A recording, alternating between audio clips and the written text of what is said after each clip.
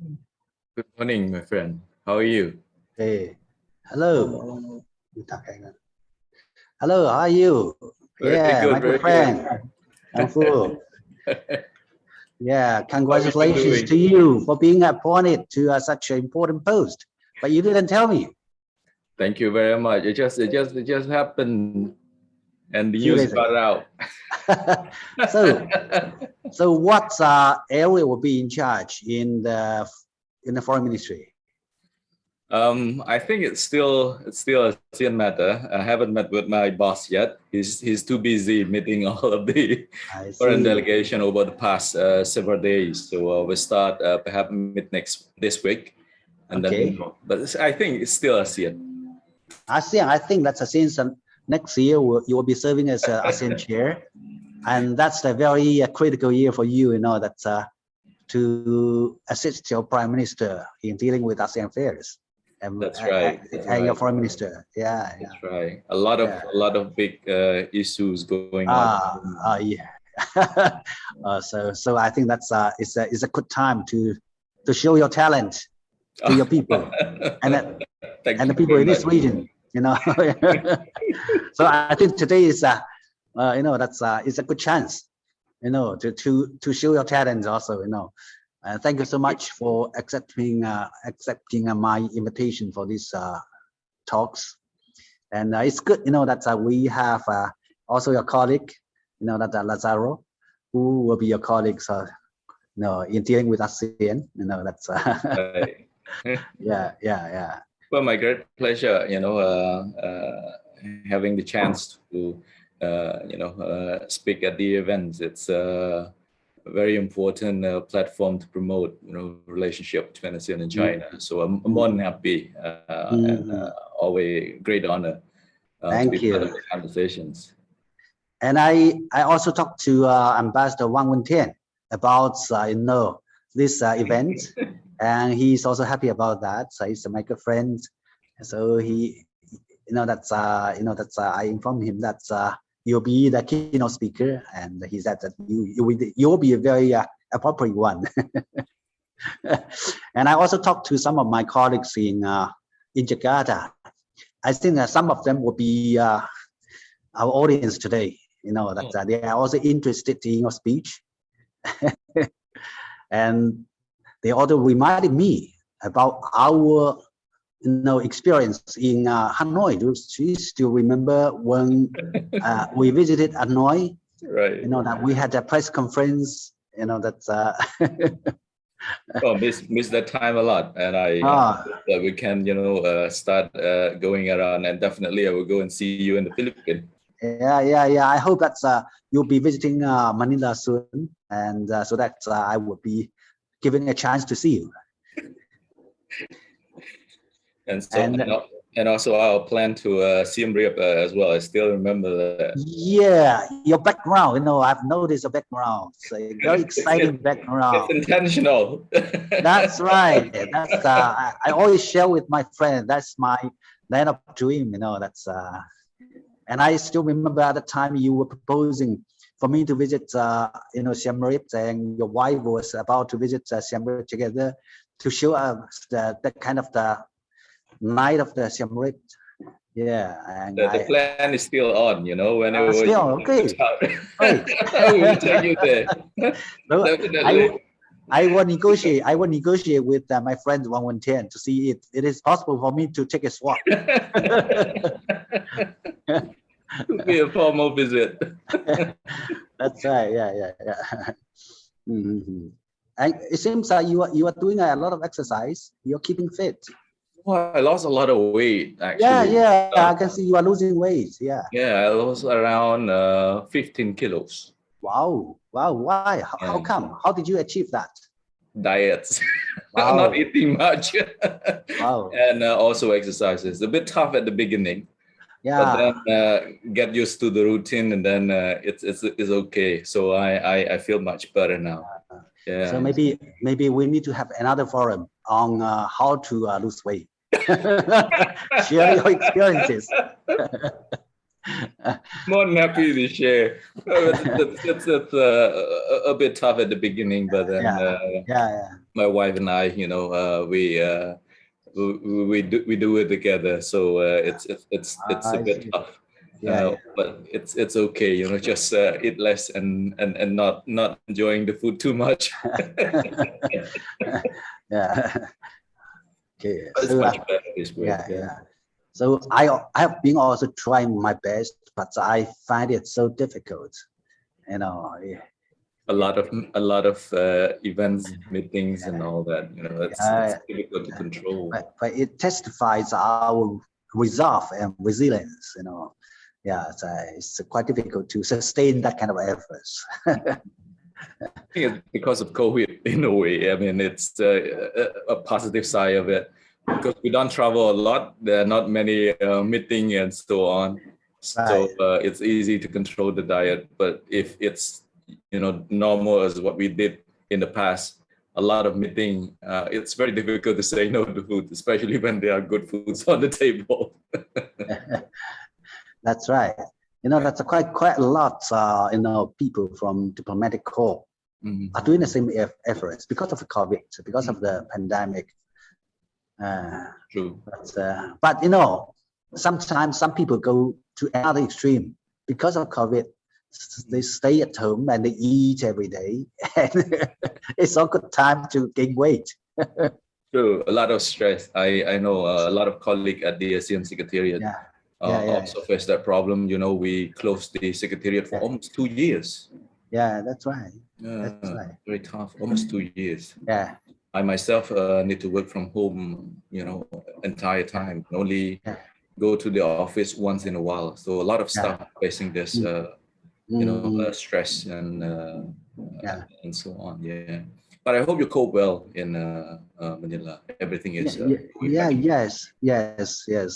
Things are going well. Mm-hmm. And last week during the 10+1 meeting, the leaders meeting, that our premier announced again another additional 10, that's million US dollars for the fund, China ASEAN Cooperation Fund, and also the program of the China ASEAN Young Leaders Scholarship.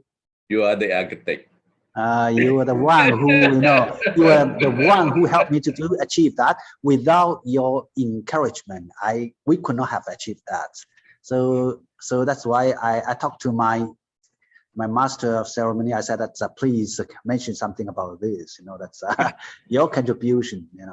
I can say that it's one of the most popular initiative under the ASEAN China cooperation. I met with Ambassador Deng last time. He also said a lot of people, really appreciate the opportunity. That's why even there is difficulties caused by the pandemic, but it's still going on quite well. And we hope, and I believe that after 10 something years, we will see there will be a lot of outcomes, a lot of results. Definitely. Yeah. Building mind takes time, but then when it bears fruits, then it's going to, give us a lot of benefits, many more years to come. That's right. Some of people told me that they now do the courses online, so it's good because some of people who got the scholarship, they share story and so on, and they managed to continue the study through online platform and all that. Maybe it's time for us to join the other colleagues. Yes. Yes, sir. Ambassador and Honorable Phoak, we will start the forum now. Is it okay? Yeah, thank you. Okay, thank you. Good morning to all. We will now officially start the Manila Forum. To our APCU members and officials, to the officials and our colleagues from the Embassy of the People's Republic of China in the Republic of the Philippines, to our distinguished and eminent keynote speakers, to our media friends and partners, friends, colleagues, and guests. Ladies and gentlemen, welcome to the Manila Forum with the theme ASEAN-China Relations and the Role of the Philippines. My name is Ana Malindogoy, and I will serve as the moderator of this forum. By the way, the Manila Forum for Philippines-China Relations is a joint undertaking of the Association for Philippine-China Understanding, or the APCU, and the Embassy of the People's Republic of China in the Republic of the Philippines. As we all know, this year marks the 30th anniversary of ASEAN-China relations. Thus far, the two sides have come a long way since the establishment of the ASEAN-China dialogue relations in 1991. No doubt, at the age of 30, ASEAN-China relations are now at a new historical juncture as the world is facing the combined impacts of changes unseen in a century and the COVID-19 pandemic. In commemorating the 30th ASEAN-China dialogue relations and the recent conclusion of the coordinatorship of the Philippines in the last 3 years, the keynote speakers of this forum will not only tackle the achievements and experience of ASEAN-China relations in the past 30 years, but will also give us a perspective and an idea of the bright future that awaits ASEAN-China relations in terms of development and cooperation. In this forum, our keynote speaker will also highlight, discuss, acknowledge, and commend the important role that the Philippines has played in this process as a coordinator. Without further ado, to start our forum, ladies and gentlemen, join me in welcoming former President of the Philippines and Chairman Emeritus of APCU, former President Gloria Macapagal Arroyo, for her congratulatory message.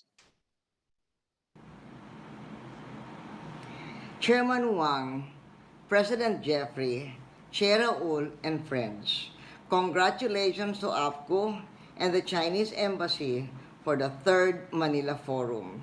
Congratulations on the theme of the forum, commemorating the 30th anniversary of ASEAN-China dialogue relations. It seems like only yesterday when in 2006, with then Chinese Premier Wen Jiabao, I co-chaired the commemorative summit in Nanning, Guangxi Province, China, marking the 15th anniversary of the ASEAN-China dialogue relations. As chair of ASEAN then, I expressed how proud ASEAN was of the role that ASEAN has played in helping China integrate its economy and become an economic powerhouse. That role of China has helped ASEAN, and our trade was surging with China, and we were starting to see more Chinese investment in ASEAN. Today, 15 years later, on the 30th anniversary of ASEAN-China dialogue relations, China has become ASEAN's largest trading partner for the past 12 years in a row. By the 15th anniversary of ASEAN-China dialogue, China had surged onto the world stage, and ASEAN has surged with it. Today, China is on the cusp of becoming the largest economy in the world, and we can expect beneficial effects on the economies of the neighbors in the region, especially ASEAN. In 2006, the leaders welcomed the deepening of ties through the ASEAN-China Free Trade Agreement. Now, on the 30th year of ASEAN-China dialogue relations, we are keen on seeing the regional comprehensive economic partnership come into force. In the light of events in North Korea in 2006, regional security and peace was on the front burner during the 15th commemorative summit.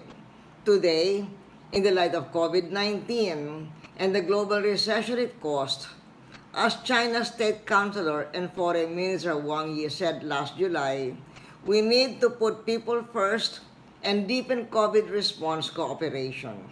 We need to promote high-quality Belt and Road cooperation and forge a partnership on digital economy, technological innovation, blue economy, sustainable development, and transition to a green economy for the purpose of helping sustain regional recovery. I am confident that today's forum will make a significant contribution to understanding the achievements and experience of ASEAN-China relations in the past 30 years and the prospects of future development and cooperation. Once again, congratulations and thank you. Thank you, Madam Arroyo, for that very inspiring and enlightening message. For the opening remarks, friends and colleagues, Join me in welcoming the Ambassador of China to the Philippines, His Excellency, Ambassador Wang Xiliang. Your Excellency, the floor is yours. Thank you, Anna. Her Excellency, former President Gloria Macapagal Arroyo, Honorable Usec Theresa Lazaro, my good friends, Honorable Phoak, congratulations to you for being promoted to such an important post as the Secretary of State of the Royal Government of Cambodia, as Cambodia is taking over as the chair of ASEAN next year. I believe that you will make further, even a greater contribution to ASEAN's community building and China-ASEAN relations. Honorable Raul Lampino, Honorable Jeffrey Nunn, distinguished guests, dear friends, ladies and gentlemen, good morning to all of you. I'm delighted to meet all of you online at the third forum, Manila Forum for Philippine-China Relations, with the theme of ASEAN-China relations and the role of the Philippines.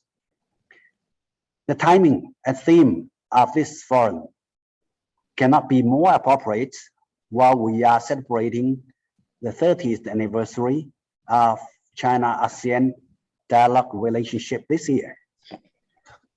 Rome was not built in a day. In 1992, I had the privilege to personally attend the first dialogue between China and ASEAN, and have thereafter witnessed its tremendous progress over the past 3 decades.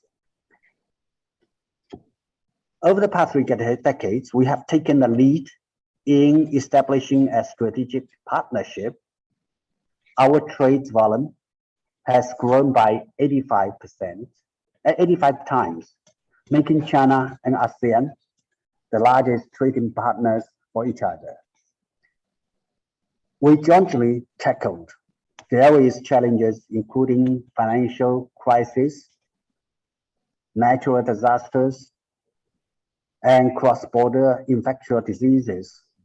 We formulated and fully implemented the declaration and the conduct of on the conduct of parties in the South China Sea, advanced negotiations of code of conduct in the South China Sea, despite difficulties. As President Xi Jinping pointed out, the China-ASEAN relationship has grown into the most successful and vibrant model for cooperation in the Asia-Pacific and exemplary efforts in building a community with a shared future for mankind. A review of the past can light the way forward. The 30 years history of China-ASEAN relations has brought us many valuable enlightenment. Firstly, we should remain committed to the right direction of China-ASEAN relations. Over the past 30 years, we have strengthened exchanges among our leaders to provide guidance to ensure that the giant ship of China-ASEAN relationship always stay the right course forward. Secondly, we shall remain committed to win-win cooperation for common prosperity. As major development partners, we have advanced trade liberalization and regional economic integration to deliver significant and tangible benefits to over 2 billion people in this region. Thirdly, we should remain committed to amity, mutual trust, and mutual respect. We have followed the East Asian way of building consensus through consultation and accommodating each other's comfort levels. Appropriately addressed differences and disputes by pursuing common ground while shelving differences, and maintained overall peace and stability in the South China Sea, remaining as a key force for regional peace and tranquility. China always sees ASEAN as a priority in its neighborhood diplomacy. China has been firmly supporting the unity of ASEAN and ASEAN community building, upholding ASEAN centrality in the regional architecture. The Philippines, as one of the founding members of ASEAN, has been an important participant, facilitator, and contributor in promoting China-ASEAN relations.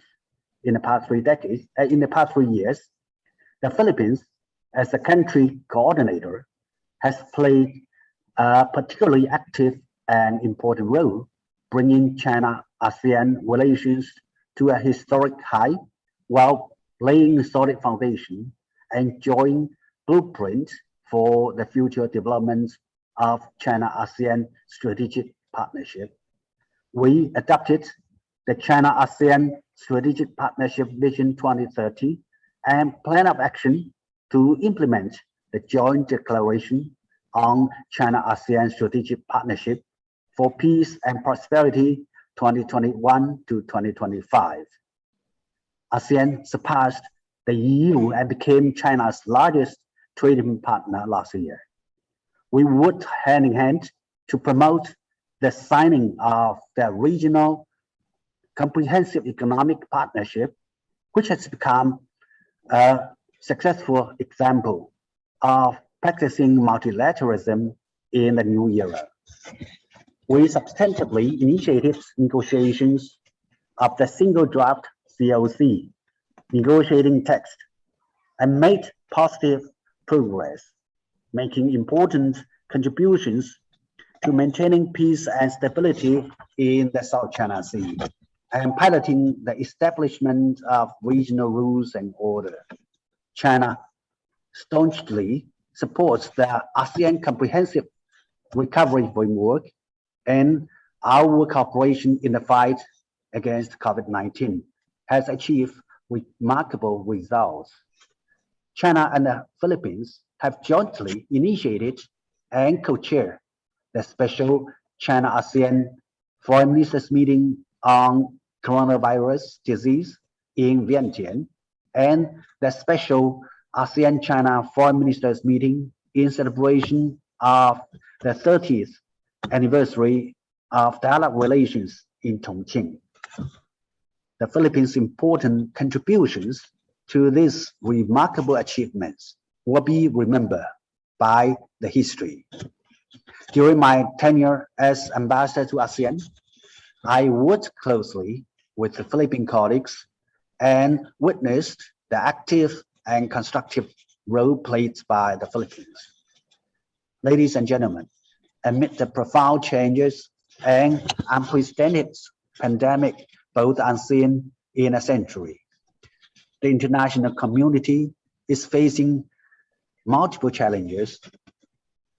Last month, the 24th China-ASEAN Summit was successfully held and once again demonstrated the leading role of China-ASEAN relations in regional cooperation. Later this month, we will hold a historic commemorative summit for China-ASEAN relations. The summit will take stock of the achievements and experience of China-ASEAN relations in the past 30 years and chart a course for cooperation in the next 30 years. China stands ready to work with ASEAN countries to ensure the complete success of the summit, further elevating our relations in the new era. We look forward to the China-ASEAN relations standing firm for progress and forging ahead towards a new era for regional cooperation. Today, we have the honor to have Honorable Theresa Lazaro and Honorable Phoak to deliver keynote speeches for us. They are both experts on ASEAN affairs. I believe their insights will provide us with new vision for better understanding of the importance of ASEAN-China relationship and its promising future. I wish the third Manila Forum for Philippine-China relations a complete success. Thank you, and Mabuhay. Thank you, Your Excellency, Ambassador Wang Zilian, for that stimulating and motivating opening remarks. Friends, colleagues, and guests, allow me to introduce the first keynote speaker of the Third Manila Forum for Philippines-China Relations. Our first keynote speaker for today studied Bachelor of Arts in International Studies at Maryknoll College and Bachelor of Laws at the College of Law of the University of the Philippines, Diliman. As a career diplomat, she served as the second secretary and consul of the Philippine Embassy in Bangkok, Thailand from 1998 to 1993. She also served as the first secretary and consul of the Philippine Mission to the United Nations in Geneva, Switzerland from 1996 to 1998, and a minister and consul general of the Philippine Embassy in Madrid, Spain from 1988 to 1999. She was the Deputy Consul General of the Philippine Consulate General in New York in the US and was the Consul General for the Philippine Consulate General in Sydney, Australia from 1999 to 2008, respectively. She was likewise assigned in Bern, Switzerland as the Ambassador Extraordinary and Plenipotentiary of the Philippine Embassy, followed by her assignment as the Ambassador Extraordinary and Plenipotentiary in the Philippines Embassy in Paris from 2014 to 2020. In her home office, the Department of Foreign Affairs, she served as the Director of the Southeast Asia Division of the Office of Asian and Pacific Affairs from 1993 to 1996, and she was the Executive Director of the Office of the Asian and Pacific Affairs from 2002 to 2005. She was the Assistant Secretary of the Office of the Consular Affairs and the Office of Asian and Pacific Affairs from 2011 until May of this year. With great pride, ladies and gentlemen, our first keynote speaker for today is the current Undersecretary for Bilateral Relations and Asian Affairs, Undersecretary Maria Theresa P. Lazaro.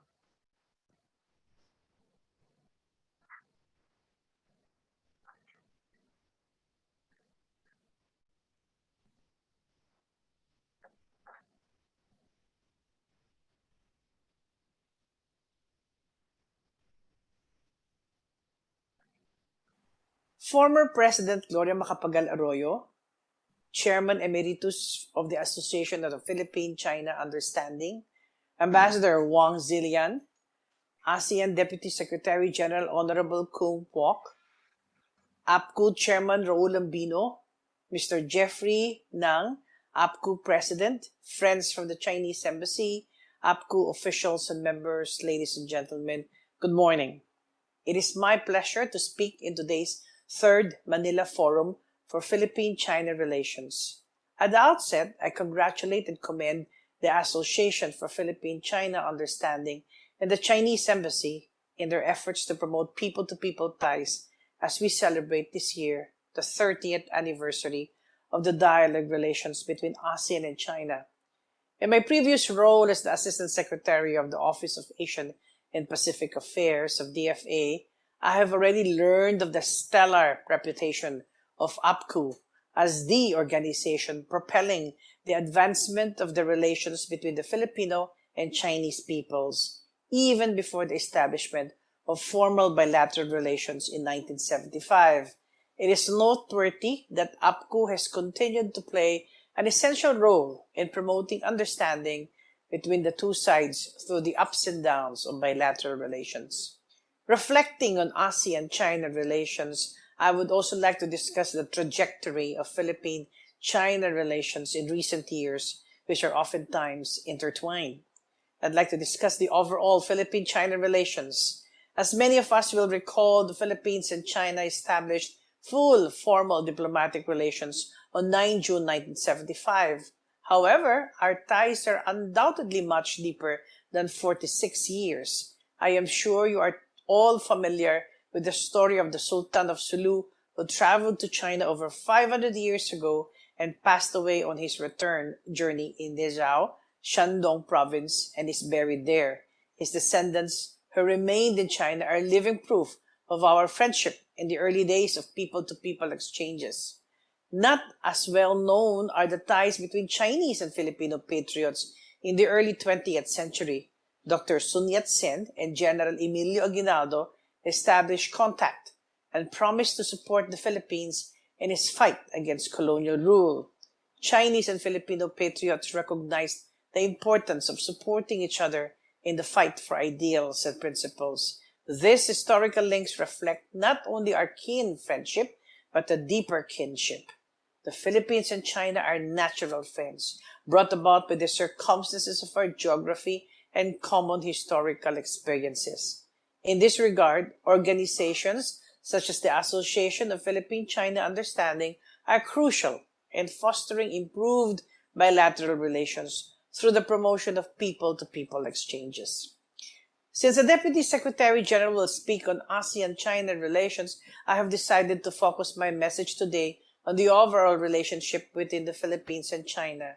Currently, the bilateral relationship remains focused on friendship and positive cooperation, whether bilaterally or within the ASEAN framework. This bilateral cooperation with China covers a comprehensive range of areas from economic and technical cooperation, development assistance, education cooperation, sister city initiatives, investment cooperation, and production capacity, humanitarian assistance, energy, among others. Just this year, we forged partnerships in agriculture, aquaculture, and natural resources research and development. We are also looking into expanding cooperation in the emerging areas of digital technology, sustainability, and green and urban solutions.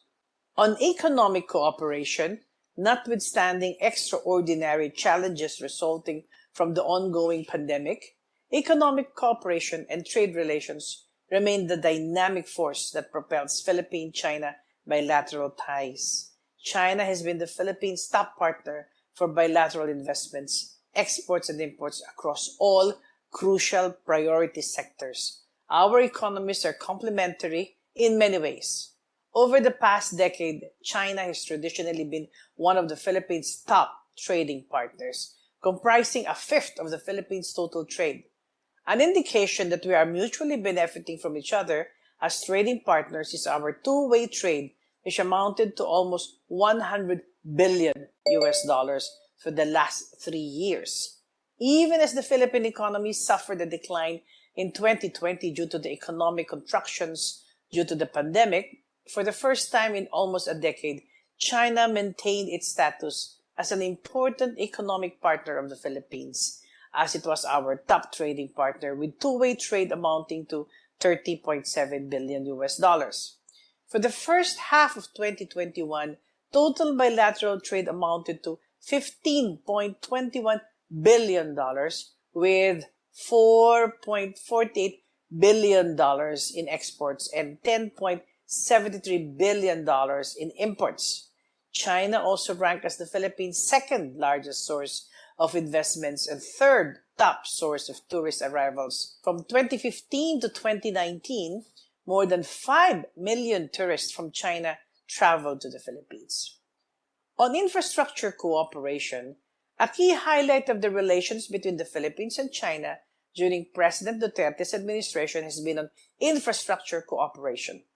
The administration's Build, Build, Build program dovetails perfectly with China's Belt and Road Initiative. In this field, the Chinese government ranked 6th among the Philippines' top bilateral and multilateral financial partners, taking up 1.7% or about $493.08 million of our overall loan portfolio. This manifests China's confidence in our ability to steer the Philippine economy to greater heights. The President recently inaugurated the Estrella Pantaleon Bridge as we all look forward to the completion of the Binondo Intramuros Bridge project in January 2022. Both these bridge projects are financed through China's generous grants. The uninterrupted efforts in coordinating our infrastructure cooperation with China have indeed proven successful. The Philippines recently signed 4 loan agreements with China amounting to $169.02 million. This funding will be used to finance selected critical and priority infrastructure projects under the Build program, particularly in water resource development and railway construction. Another important field is the cooperation in combating COVID-19. The world is at a critical juncture of challenges and opportunities, fighting new strains of COVID-19, coping with the new normal, ramping up the production, access, and distribution of vaccines, and responding to the global pandemic with economic and public health measures. The Philippines has so much to learn from China in its ability to control the spread of the virus and restart its economy with the strong middle class it created. China's continuous provision of much-needed vaccines, especially its timely donation to the Philippines, not only jump-started the country's road towards healing and herd immunity, but likewise helped in the gradual revitalization of the Philippine economy. China has so far donated a total of 3 million doses of COVID-19 vaccines to the Philippines. China also facilitated the Philippines' procurement of vaccines. A total of 41 million doses of the purchased vaccines have arrived in the Philippines as of 24 October 2021.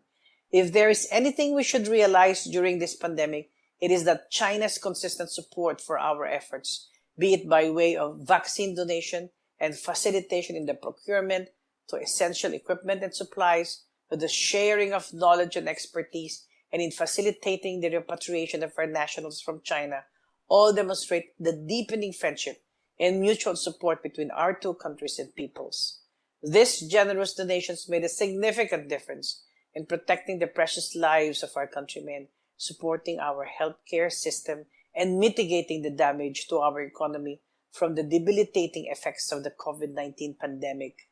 Along with our aggressive national vaccination program and the adoption of a safe and gradual reopening strategy, we are optimistic that our country is poised to exhibit a steady recovery.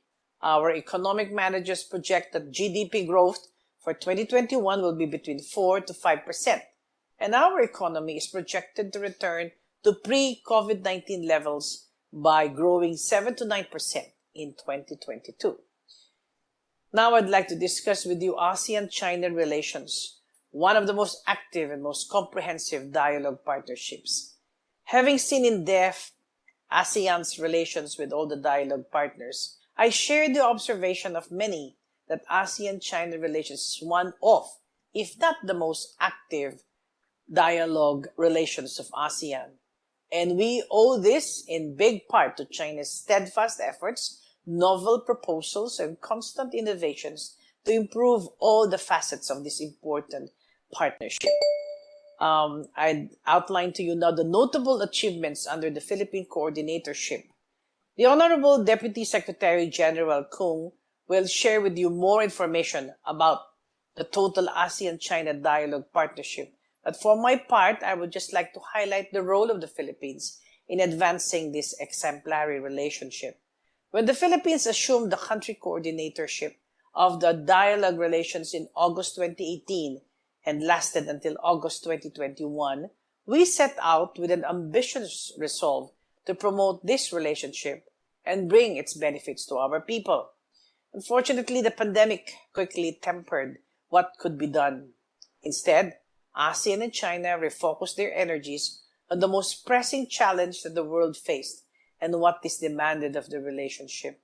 The relationship proved mature, adaptive, and resilient enough despite this new type of challenge. And together with the Philippines' proactive approach and close coordination with China, we were able to make the most out of the situation and still got a few things done. Here, I cite some of the more prominent examples. 1. At the early stages of the pandemic, while the world was still grappling with this new threat, we were able to come together with China on an early pandemic response.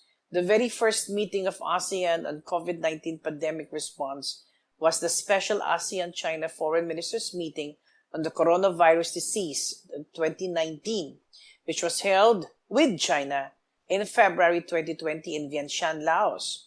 During this meeting, we highlighted the mutual assistance between ASEAN member states and China.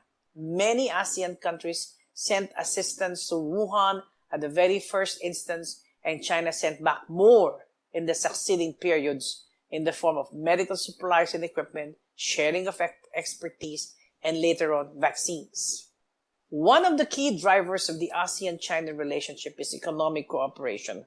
While the economic ties were on an excellent trajectory, with close cooperation and connectivity and the Belt and Road Initiative, booming trade and investment measures, among others, the pandemic forced some adjustments on the way we conducted our economic cooperation. It was thus quite timely that 2020 was the year of ASEAN-China digital economy cooperation. With the unavoidable restrictions on physical flow of people and goods, we shifted quite easily to the online platform and the virtual space.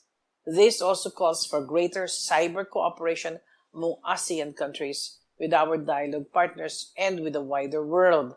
I am happy to note in this regard that China is also one of our key partners in advancing cyber cooperation in the region. Any mention of ASEAN-China relationship will naturally bring to mind the South China Sea. But apart from the headline-grabbing disagreements, I would like to highlight the role of the Philippines in advancing peace in the South China Sea. A major role of the Philippines as the country coordinator of ASEAN-China relations for the past 3 years was the co-chairing with China on the negotiations on the Code of Conduct in the South China Sea, or what we call COC. While I cannot share much about it as the negotiations are still ongoing, I wish to mention the important role of the Philippine team in chairing and guiding the discussions on the COC.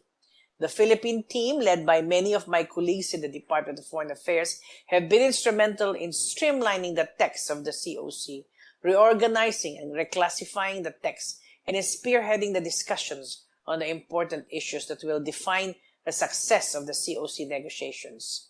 Even as the Philippines has turned over the country coordinatorship and the co-chairing of the COC negotiations to Myanmar, we have made commitments to continue participating actively in the Code of Conduct negotiations. Needless to say, people-to-people relations, such as those promoted by APCU, continue to underpin any successful relationship in the diplomatic world, and this tenet runs true in the ASEAN-China relationship.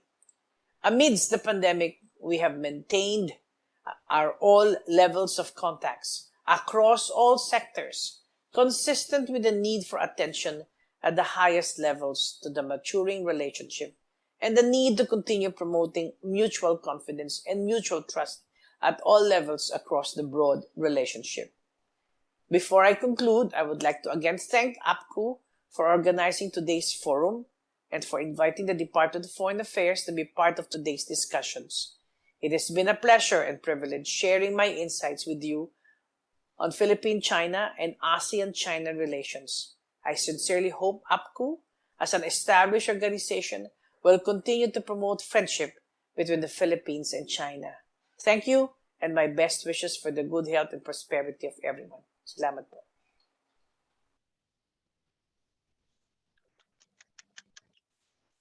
Thank you, Undersecretary Lazaro, for that extensive, very informative keynote speech. Moving forward to introduce our second keynote speaker, may I call on the Treasurer of APCU, General Fernando Pase.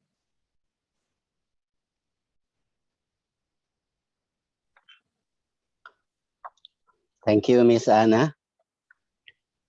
Ladies and gentlemen, good morning. Our next keynote speaker was born in the province of Pre Veng, Cambodia on May 4, 1982. Briefly, his educational background showed that he obtained his Bachelor of Mechanical and Industrial Engineering from the Institut de Technologie do Cambodge in Cambodia in 2005. In 2006, he graduated and was granted a Certificate of Public Administration from the Australian National University, Australia. The following year, 2007, he obtained his Master of Public Policy, specializing in economic policy, also from the same Australian university. He was a visiting doctoral scholar at Cornell University, USA, from 2011 to 2012, and a visiting doctoral scholar at the University of Oxford, United Kingdom in 2013. Likewise, from 2011 to 2013, he was a Doctor of Philosophy candidate in International Relations at the University of Warwick in United Kingdom. Our speaker then became a professor of political science and international relations at Panasastra University of Cambodia in 2008 to 2013. He became the founder, chairman, and president of the Cambodian Institute for Strategic Studies in 2014 to 2016. He became the Undersecretary of State of the Office of the Council Ministers, the Royal Government of Cambodia in 2016 to 2018. Then he became the ASEAN Deputy Secretary General for Socio-Cultural Community and in the ASEAN Secretariat in 2018 to 2021. While he was there, he personally and substantively participated in the establishment of China ASEAN Fund and ASEAN China Young Leaders Scholarship, thus contributing greatly to China ASEAN social, cultural, and economic cooperation and development. His achievements were duly recognized by the Royal Government of Cambodia as he was honored and decorated with the Royal Order of Cambodia Grand Officer in 2016 and the Royal Order of Cambodia Grand Cross in 2018. Ladies and gentlemen, I am privileged to present to you our distinguished speaker, the current Secretary of State, Ministry of Foreign Affairs and International Cooperation of the Real Government of Cambodia, the Honorable Kong Phoak. Thank you very much, Mr. Fernando, for your very, very kind introductions. It's also a lengthy one. I hope all participants wouldn't mind listening to all the basic information about myself. Former President Ariel, my dear friend, Ambassador Huang Zilian, for your kind word and well wishes. And of course, you know, through your time at the ASEAN, I remember fondly, you know, all the works that we've been doing together, and many of those initiatives have bore fruits, and we can see a lot of people benefit from it. And I'm sure a lot of people, you know, in Jakarta also miss you a lot. Usec, Theresa, and all colleagues here, I'm very heartened, you know, to hear a lot of positive words and view that Ambassador Huang just presented earlier. Especially the view of President Xi Jinping when it comes to the state of ASEAN-China relationship. I'm very happy to hear that, you know, he thinks of this relationship as an exemplary, some things that other partners can also learn from it. And there's some things that we should continue to strengthen and expand. And that is the whole purpose of this event this morning as well. Perhaps I should start by quoting, you know, one paragraph from the speech of the Foreign Minister Wang Yi when he, you know, took a paragraph from Confucius' teachings that one should be able to establish himself at the age of 30. Establishing oneself means independence and maturity. It also means being calm, collected, firmly resolved. At this crucial stage of building on past achievements and working for fresh progress, it is all the more important for us to cherish valuable experience gained in the past 3 decades, treasure the friendship that we nurture with dedication, value the hard-won state of peace and development, and keep our relation firmly in the right direction. I think that is, some things that would summarize the whole purpose of our engagement over the past many years. And actually, I'm given a very, difficult task to talk about, all the big achievement that we managed to achieve over the past 30 years. I can say is that only just, 3 years that I'm with the ASEAN Secretariat, there were around 132 projects. With simple calculation, if we multiply that by 10, then by now we are going to have like 1,300 something projects that support all the key activity of the ASEAN member state and also our regional priority and so on. So instead of going, into all the details and everything, I would like, to focus on some of the key areas that kind of characterize our strong partnership over the past 3 decades, and some things that we can, continue to build on as some things that Foreign Minister Wang Yi just mentioned in his remark back in October. On the political security front, I think one of the defining characteristic of our partnership is our belief in promoting peace and stability. And we use that as a way, to address our differences, to build our partnership. And Usec, Theresa just mentioned earlier, we have some differences, for example, the South China Sea. But if we look at, how we are managing our differences and how we continue to develop together, it is some things of an example that other countries should also look at as well. That doesn't stop us from working together. That doesn't stop, our trade from growing and becoming, the strongest partnership in that areas, and also, our cooperations in the area of social-cultural pillar as well. So this is some things that, continue to shape our worldview, and some things that both ASEAN and China we continue to uphold, and not to just, address the current problems that we have, but also to manage all the potential issues that we are going to have in the future, and also to as the basis, for us to advance our partnership and cooperation in many, many other areas as well. Another things that I would like to also highlight is the significance that the Chinese leaders attach to the cooperation between China and ASEAN. If we look at, the cooperations that we are having, it happens at every level. The highest level, next month we are going to have the commemorative summit. President Xi Jinping will meet with all the ASEAN leaders. And during all the summit that ASEAN and China have, Premier Li Keqiang has been always there, and including his predecessors as well.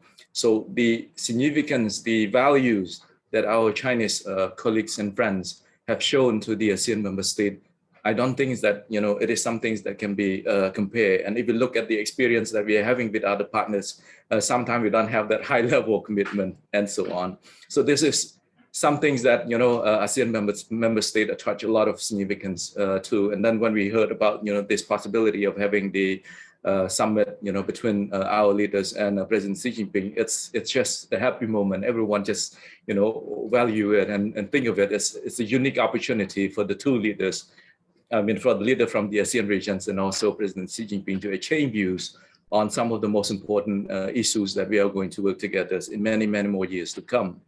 And as I mentioned earlier, that the partnership doesn't just happen at the highest level. It also happens at the technical levels, at the senior official level, at the ministerial level.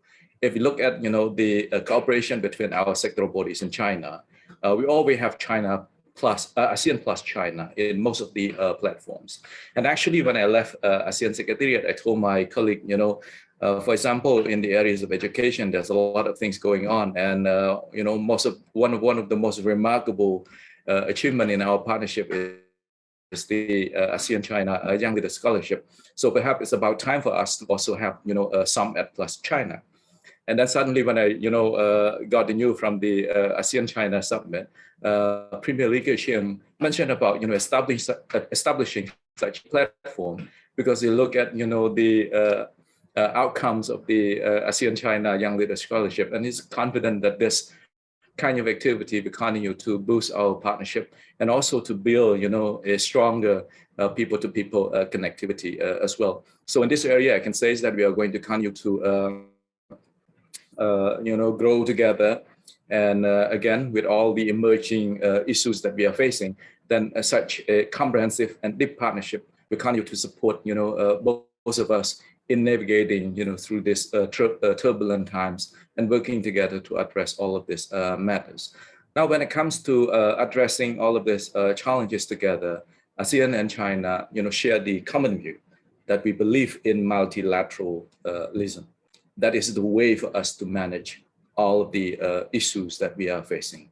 We don't think that unilateral action will help us or will, take us far. For example, when it comes to the issue of the COVID-19 pandemic, I'm going to discuss it later when I'm talking about the social cultural community work. But I can say is that it's because of our strong collaboration between ASEAN and China, and we manage, to tackle these problems and the impacts of the COVID-19 pandemic, and prepare us, for future shock and crisis as well. So that is the, fundamental belief that we all share. That only through multilateralism we can, address not just problems at the regional level, but also global level. And I hope that, this kind of modality, this kind of guiding principle can also be the guiding principle for all the partners who want to engage with us in the ASEAN regions as well. At the end of the day, we hope that, this multilateral platform will enable us, to be able to tackle all of these major problems, and not, to put us in positions that we cannot move and we cannot address all of this major crisis. So again, I think these are, the three key areas that I would like to focus on, and it's going to be some things that will, continue to shape our partnership in many more years to come, especially when we are facing all of these mega trends that are shaping and continue to shape the direction of the regions, and also the relationship between ASEAN and China. Now, when it comes to economic, there's a lot of points that have been mentioned by Ambassador Huang, and also Usec, Theresa, and also former President Aryu. I can say is that our economic relationship in the best form. And although, some people are talking about now that we are the largest trading partner to China, but I don't think that is some things that happens overnight. Over the past 30 years, our two-way trades increased by 85 times. Over the past 12 years, China has been our largest trading partners. And when we look at the foreign direct investment flow, the two-way investment increases to 310 billion this year. Even during the times of a pandemic, we can still see a lot of economic relationship going on. And then ASEAN has become, China's biggest trading partner. So what I'm trying to say here is that all of this big achievement has been built on all the achievement that we are working together tirelessly over the past 30 years. And that is the outcomes that we achieve now. And I see a lot of bright future when it comes to economic relation between ASEAN and China. And now with the ASEAN, it's going to pave the way for us to work closely together even more in the future. What I'm very happy about is that some of the major initiatives that China put out, for example, the Belt and Road. If you look at the statement of the Chinese leader, we always see, the point that the Chinese leaders, including President Xi Jinping or Premier Li Keqiang or Foreign Minister Wang Yi, always mention about making sure that, for example, the Belt and Road Initiative will also synergize with the ASEAN blueprint, ASEAN vision, and that is very, very important to all the ASEAN member states. And I can say is that a lot of ASEAN member states already benefited from the Belt and Road Initiative. It assists them to further participate in the regional integrations. It helps them to strengthen the economies, to create jobs for the people, and so on. So that is some things that we, also kind of think of as an example for all the partners who want to work with ASEAN member states as well. We don't want, surprises. Some things that is new and is not really in line with our priorities and vision and so on. And they can learn a lot, from how ASEAN and China work together to synergize all of this major initiative, and how such a major power like China think of ASEAN as friend, and also put ASEAN as one of the priorities when it comes to implementing all of this initiative. Of course, if you look at the Belt and Road Initiative, it's just not ASEAN region. It covers the entire world. A lot of countries, benefit from it, can take part of it, can take part in it, and work very closely with the Chinese government in promoting economic growth, investment in some of the critical sectors. And in some cases, those sectors are not receiving enough support from other countries and so on, and then with support from China, they can do a lot of things. For example, for us, infrastructure is a major bottleneck when it comes to promoting economic growth. And now we can see, highway, for example, in Cambodia, we are going to have the expressway from the Phnom Penh capital to the Sihanouk Vale port. And, with the completion of this project, I'm sure, a lot of container will, move back and forth between the capital cities and the port, and also, the railway in Laos, and also in Thailand, in Myanmar, and many parts of the ASEAN region. And that is a good thing, because that is, some things that we are spending a lot of time working with partners to make sure that we can secure enough investment for our infrastructure needs, because that is the bottleneck that ASEAN member states are facing at the moment. And luckily, we can take a lot of support from the Belt and Road Initiative in ways that would also support our broader plan in supporting our regional integrations. And now with the COVID-19 and the ASEAN Comprehensive Recovery Framework, I believe that the Belt and Road is in a unique position to continue to support us to recover from this pandemic.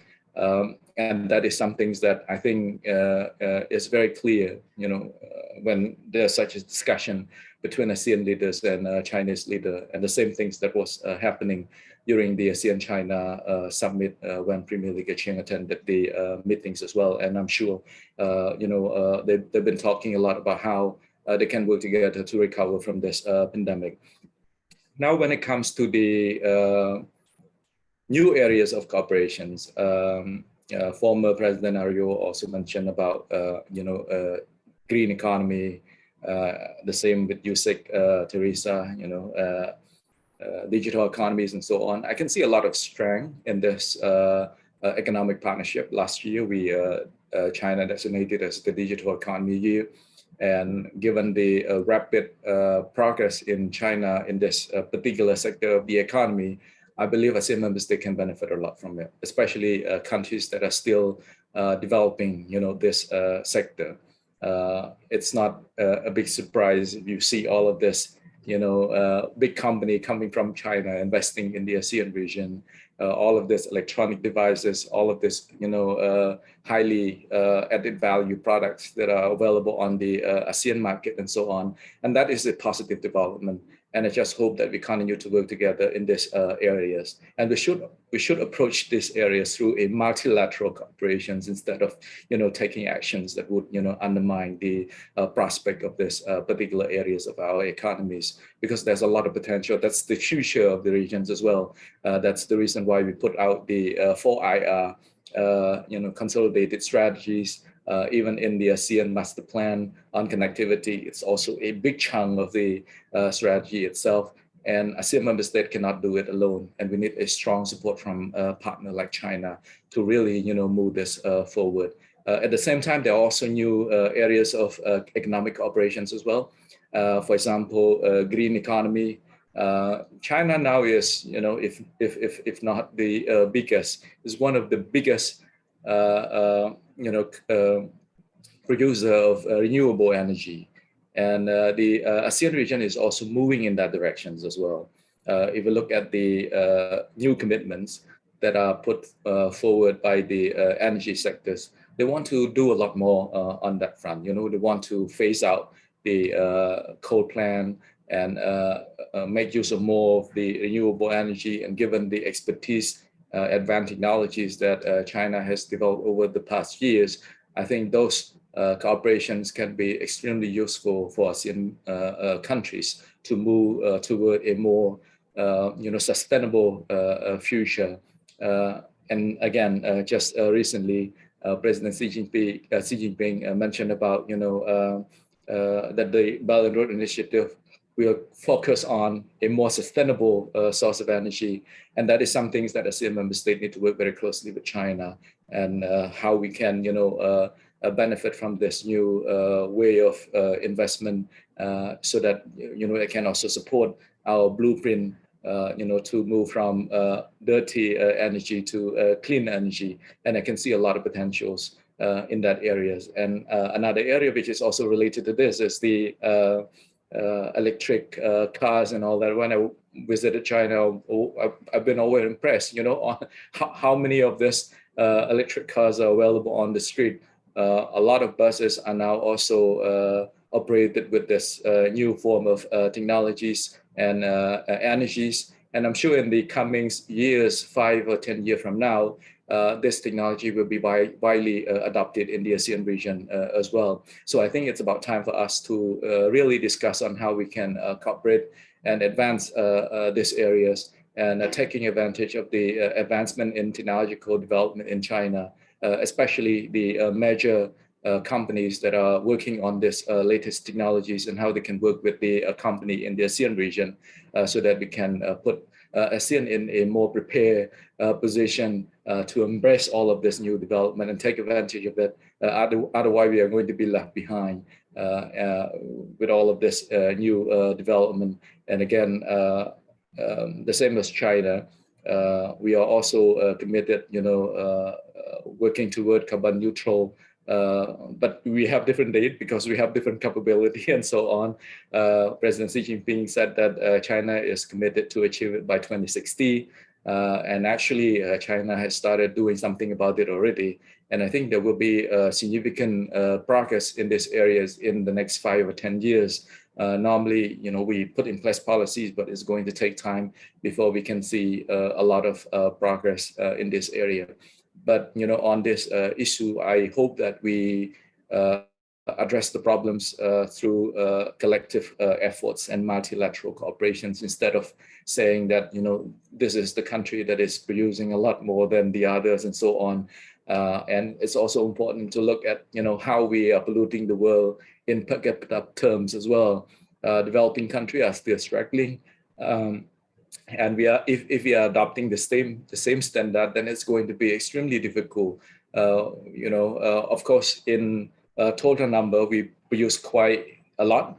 But then if you look at the per capita level, actually our people, doesn't produce that much. We are 1/5 or 1/10 of people coming from other parts of the world when it comes to consuming energy, so polluting the environment, so emitting carbon dioxide and so on. So I think we have to be very practical and put facts into our discussions as well, and not just pointing the fingers and so on. I can say is that Southeast Asia or ASEAN region has also been part of this conversations as well. Some people would say is that some member of ASEAN producing a lot of carbon dioxide, we emit a lot, we produce a lot of waste and so on. But then again, I think we are in the stage of developing our economies. We are trying our best to phase out all of this, some of this dirty sources of energies and so on, and managing our waste in a more effective manner and so on. But it's going to take time, and we need support, not just financial support, but also capacity and capability building and so on. So again, I think the conversation should be more practical, should be in good faith, so that we can all work together toward a more sustainable future. I don't think just imposing some sort of restrictions on us that we have to do this, we have to do that.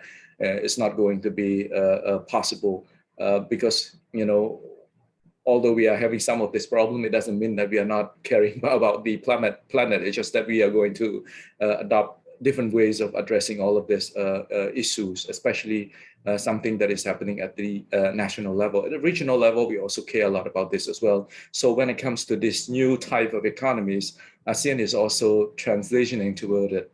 And we need to work with partners, to promote green economies, to promote circular economies. And I'm hoping, that these two new economic areas should be some things that ASEAN and China will continue to work together to advance it, because there's a lot of advantages, from our cooperation in these new areas.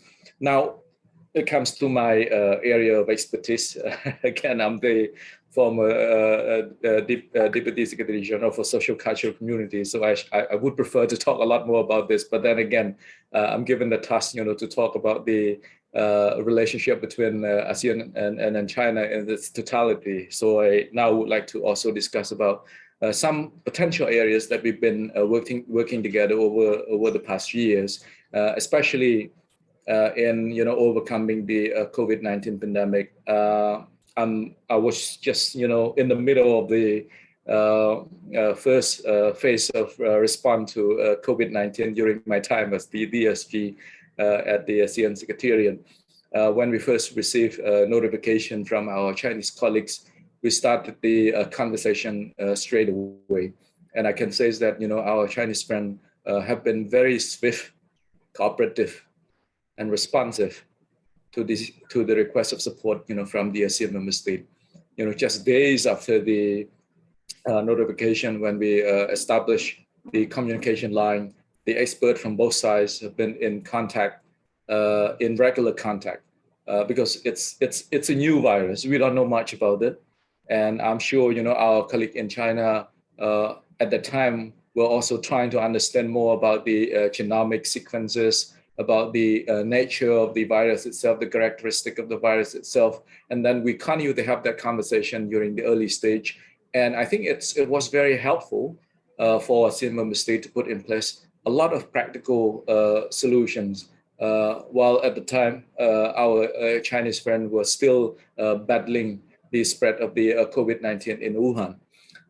And in my personal opinion, through those conversations, through the sharing of information and data during the first phase of our responses to COVID-19, it helps member states a lot. I don't think that if we don't have that kind of communication during the early phase, without the on-time sharing of information, data, and knowledge, between our experts and the Chinese expert during the early stage of our responses to COVID-19, I believe that the region will be in a much worse shape. I can say is that, So we've been working a lot on the sharing of knowledge, data, and information, but at the same time, we are also exploring many other cooperation areas as well. For example, our Chinese colleague, I know it's very difficult during the early phase of the COVID-19. There's a lot of need for the PPE, such as masks, gloves, protective gears, and so on. But still, we managed, to receive a lot of support from our Chinese friend, including, support for the ASEAN Secretariat, for example, masks, and also other PPE. So that was, one of the key elements of our cooperations in responding to the COVID-19. China has been very active in contributing to the regional mechanisms that ASEAN member states have been establishing. For example, the regional reserve for medical supplies, the ASEAN COVID-19 fund, and also the vaccination schemes. As of now, if you look at the realities of the regions, without the contribution of vaccine from China, I don't think that we in this position to partly open or widely open our economy. If we look at some of the member states, we rely almost entirely on the vaccines that we receive from our Chinese friend. And over the past 2 years, China has given more than 300 million doses of vaccine to the 10 ASEAN member states, and that helps them a lot in terms of protecting life and also rebuilding the economies and recovering from the COVID-19 pandemic. Without that, I don't think that we can vaccinate the majority of our people. So it's going to be the core strategies of the ASEAN member state going forward in terms of vaccinating our people, protecting life, and also preparing for the next phase of our economic recovery. And I believe that through many more initiatives in this regard, it's not just about responding to current crisis. But I think, through our strong partnership, ASEAN and China can build resilient and also invest in preparedness, because the COVID-19 is not going to be the last pandemic we are going to face. There will be more shocks like this, and perhaps even bigger magnitude. So what we need to do is to work very closely together to build on the strength and experience that we obtained from our responses to COVID-19 pandemic and so on. There's also this proposal coming from China, which is the establishment of the ASEAN+3 medical reserve. And I believe that it's going to be very strategic, not just responding to the current pandemic, but also to allow ASEAN and China and also other partners to respond to a crisis like this in the future. So this shows very clearly, the belief that only by working together, only by adhering to multilateral principles, we can overcome a crisis at this magnitude. Otherwise, I don't think that we are going to be able to achieve more. Retreating to our nationalist instinct and just protecting our own interests and not caring about, other peoples in the region. And you can see a lot of solidarity between ASEAN and China, and even among ASEAN member states when it comes to supporting one another. We don't have all the vaccine, right? I mean, at the beginning or even in the middle of the pandemic, each country is still fighting for vaccine. But what is good about our relationship is that even during this hard time, we can still find space to help one another. When China share vaccines to ASEAN member state, it's not when China vaccinated all the Chinese people. Actually, they are still, requiring hundreds of millions of doses to vaccinate the Chinese people. And even now, some countries in the region and with the vaccines that are given or shared by China, they managed to vaccinate like 70, 80% of the population, while China is still trying to make sure that 80% of the population receive all the vaccines. So I think this kind of showing of solidarity should be a good example for all the partners that are working with ASEAN member state. We want real actions when it comes to helping one another. It's not just promises that we do this, we do that, but we want to have real actions on the ground, because only through difficult time like this we can know who's the real friend and who cares about our life and livelihood and so on. And it's going to be a good example for all the colleagues out there, not just in the ASEAN region, but also in many other parts of the world as well. Now we are also, working towards strengthening our cooperation in disaster preventions as well. I'm very happy that this year we had the first disaster management cooperation with China. We just concluded the ASEAN ministerial meetings with China in this area. ASEAN is a disaster-prone region.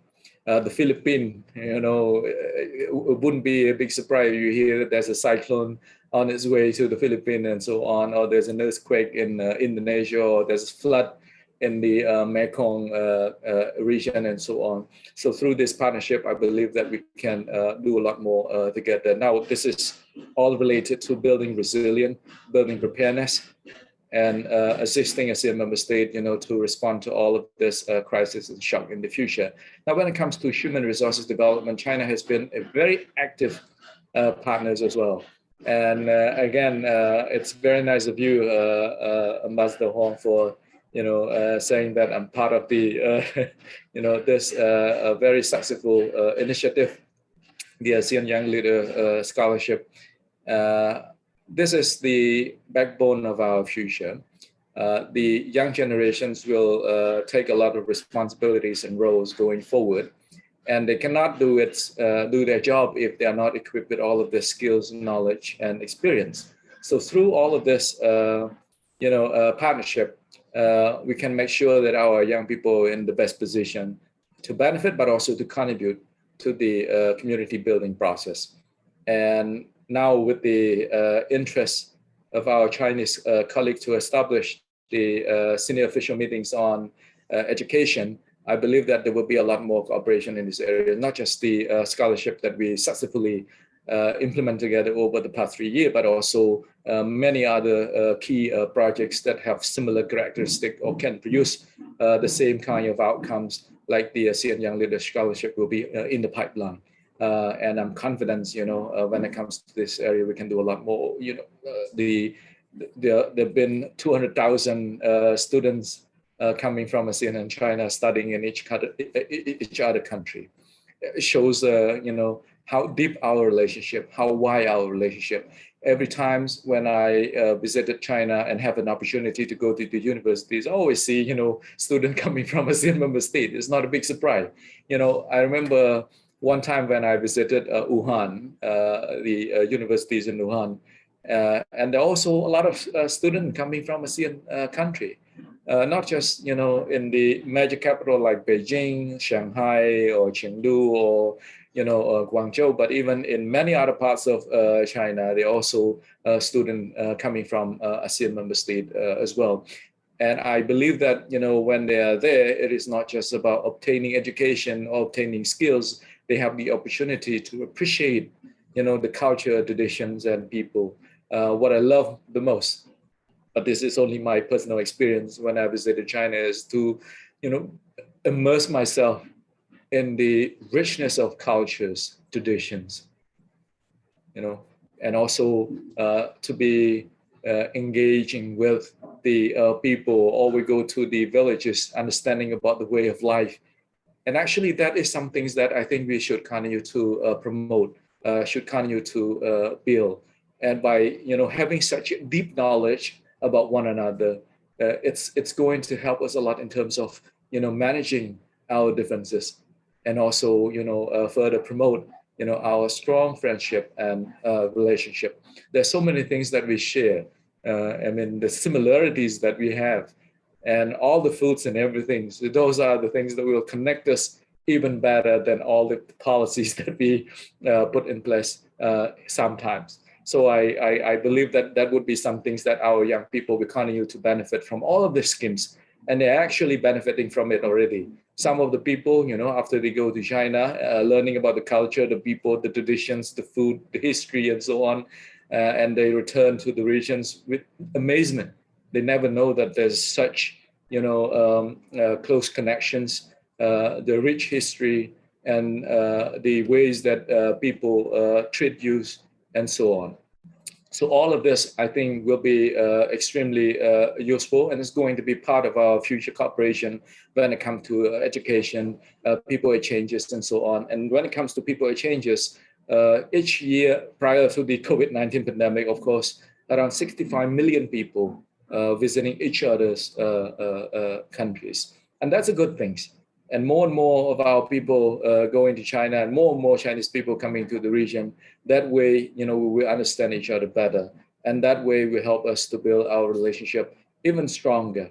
And it's not just the relationship as partner, at the ASEAN level, but also as friends, as family members. We are neighbors at the end of the day. We cannot move away from each other. And with all of this understanding and knowledge about culture, traditions, and people, I believe that we are in a much stronger positions to coexist and to build the region into a peaceful and stable regions that could be an example for other parts of the regions to also look at and learn from us as well. This is related to the third point, actually, and now I covered already when it comes to identity building, awareness raising, and so on. The last point that I would like to also mention before I conclude my remark here is, now that we are focusing a lot more on our cooperation in sustainability. I'm sorry, there's some constructions behind my house, so I hope that it's not interfere with the events now. But like this year, China designated as the year of sustainable development cooperation. It just shows that the interest and the commitment that our Chinese colleague would like to work with us in this area. And again, it also in line with what ASEAN member state would want to do as well. So I believe that there's a lot of potentials in these areas. especially now with new commitments at the Paris conference on climate change in the recently COP26 in Glasgow. The new commitments, the new priorities that we want to put in place. And I believe that we are going to be able to cooperate more in these areas. Actually, there are a number of key initiatives that we've been doing together already, not just in the social cultural sphere, but also in economic sphere as well. And the commitment, for example, President Xi Jinping just mentioned, like carbon neutral by 2060, the phasing out of coal power plants, or the expansions of the renewable energies, or the adoption of electric vehicles and all that. I think those are the things that we need to have comprehensive conversations on, and how we can work together to further advance that. And there's a lot of potential, not just for ASEAN member state, but also for China and many other countries around the world as well, if we manage to achieve a lot of positive progress in that front. So I would like to conclude my speech now. It's been a bit long, and I'm more than happy to address question if there are any. Thank you very much.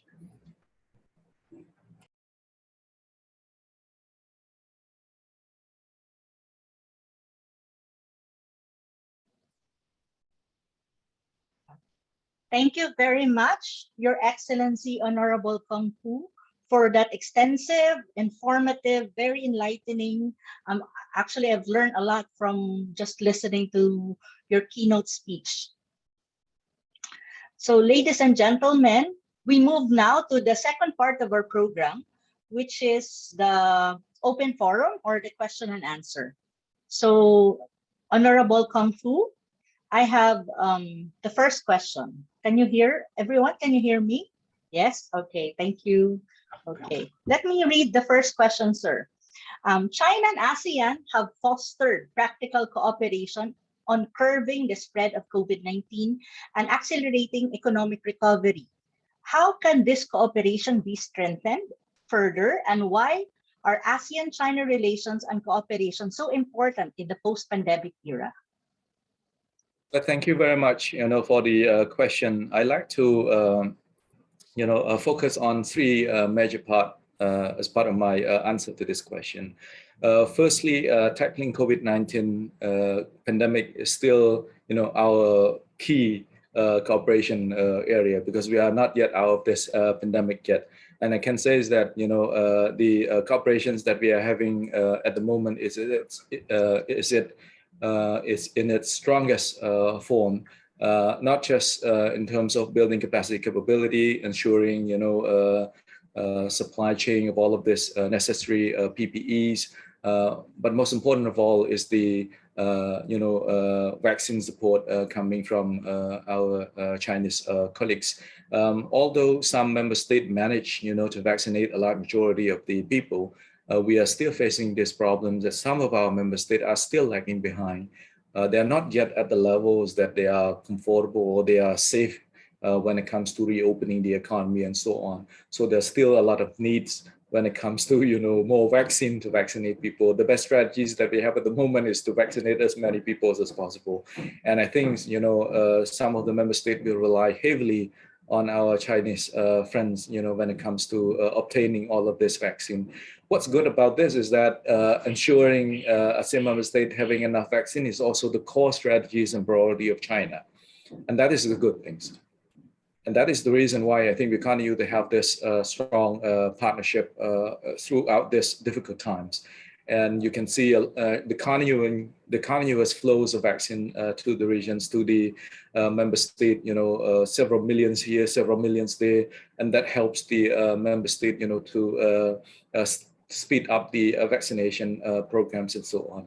And as part of this COVID-19 response, I think we are working also very closely together to put in place a more, long-term plans as well. Again, as I say, is that the COVID-19 is not going to be the last one. And this is some things that ASEAN and China both have acknowledged and continue to invest more. And I'm very happy, to know that there's this ASEAN +3, medical reserve, regional medical reserve. One of the biggest problem, if not the biggest problems that we face when we started, responding to the COVID-19, we don't even have enough masks, for our medical doctors. We don't even have enough gloves or other protective gears for our doctors and nurses. That's the reason why many of them were infected during the first phase of our response to the COVID-19 pandemic. So if we have a more resilient, strong, and resourceful regional mechanisms to support ASEAN member state, in procuring all of this or in accessing to all of this necessary equipments and resources, I think it's going to help a lot. We can save a lot of life. So this is the first part of my response. The second one is that we are now working together to address the socioeconomic impact of COVID-19. I can't emphasize enough that COVID-19 pandemic is not just a health crisis; it's also a socioeconomic crisis. Many people have been affected by the COVID-19 seriously. The impacts of COVID-19 on our populations are not, even. It affects people. It affects different people differently. For some people, for example, during the my time in Jakarta, I always, talk about this, that I have the luxury of working from home, attending the meeting online, but many of our fellow citizens cannot do that. They have to go out there, do the job, put the foods on the table. So I think that is some things that we, need to do more, to fill the gaps, to address all of these cracks that arise from the impact of COVID-19 on our people and on our society. Investing in high quality healthcare services, making sure that access to education will be widely available to all people. Now we are talking about online education, but not many people can benefit from it, right? Only those who have the laptops, who have access to internet, or have the resources to pay. But for poor children, for example, they cannot do that. And especially for poor children, if they are out of school for too long, they're not going to go back to school. And that is a big problem that we are facing. And this is the problem that was happening even before the pandemic. And now with the pandemic, it just makes it even more serious. The last point here is to recover from this COVID-19. And I'm glad, I can assure you, every times when we have the meeting with the Chinese leaders or our Chinese colleagues, in all the official speeches, there's always this commitment that China will support to the ASEAN Comprehensive Recovery Framework, and that is a good thing. And when it comes to recovering from this COVID-19, it's not going to be, some things that we can do it alone. We have to work in partnership with partners, especially our largest trading partners like China. There's a lot of areas that we need support, and also some things that we can rely on so that we can move out of this pandemic as quickly as possible. Again, the sooner we get out of this shock, the sooner, the shortest times our people are exposed to all of this crisis, the better and the quicker they can recover from all of this crisis. So I think the commitment that the Chinese leaders have shown to the ASEAN member state through all the official speeches and so on, and also the real actions that they've been doing, I think it's a testimony how strong, how wide, how deep our relationship are. And I'm sure, during the meeting between our leaders and President Xi Jinping, there will be more positive outcomes out of that summit. And a big chunk of it will be on how China can support ASEAN in recovering from the COVID-19 pandemic. Thank you very much, Honorable Kung Fu, for that very extensive answer to the first question. Now let me go on to the second question. This has something to do, I think, with more on the economic partnership between the two countries. Between the two partners. The second question is, China has been ASEAN's largest trading partner for the past 12 years. How important is the Regional Comprehensive Economic Partnership, or RCEP, to ASEAN-China economic and trade ties, and how the Philippines can play a significant role and maximize its gain as RCEP is entering into force next year? And how important is a strong and vibrant ASEAN-China relation and cooperation in the acceleration of the ASEAN economic community building and the continuous progress of the Belt and Road Initiative, or the BRI? Thank you very much for the questions. Again, before I approach this question from the regional perspective, I should also say is that bilateral economic relation between China and ASEAN member state are also in the best shapes as well. And you can hear a lot of, data and cases from Usec Theresa when she made her keynote speech. And those are also the foundation for the economic operation between ASEAN and China at the regional level. Of course, if you're looking at the trade trend between ASEAN and China, we often try to facilitate, to make it easy for all of us to trade with one another. So we're not trying to put in place, obstacles so that our private company cannot do business in each other country. So the enabling environment has been already there, and that is not something is given. It is something that we've been trying and working together for many, many years. And we've been very swift in addressing any bottlenecks so that the trade flow will not be interrupted, so that the business between ASEAN and China will not be facing any difficulties and so on. And now that we have this ASEP, I think it just makes it even more easier for all of the relevant stakeholders to do business with one another. We look at the legal text of the ASEP, the trades in goods, trade in services, intellectual properties, and many others. The intention is to make it easy for us to trade with one another. And again, when it's easy to trade, it means that we can trade a lot more. Countries are committed to meet the target at different timeline, but I believe that it's in the best interest of everyone here, given the growing threat of protectionisms at the global level.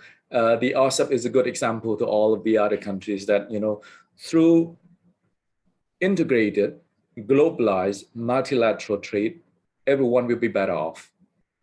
And that is the examples that ASEAN and China can send to the rest of the world, and also other members of the ASEPs as well. I know that China will also, join the TPP. It's just another steps of showing that we need to continue to support multilateral trade systems here. And we need to work together to promote trade and not to prevent our people from trading with one another. And that is the most important things going forward. So if we look at all of this, trade agreements, especially the ASEAN, I believe that, when everything's come into force, our companies will find it a lot easier to do business with one another. The regulation will be, conducive for all the investors coming to invest in ASEAN regions and also in other members of the ASEP pack as well. And the intentions to lower all the barriers and to support as much as possible the relationship in the trade sectors would contribute to a much more needed economic operations between all the members of the ASEP.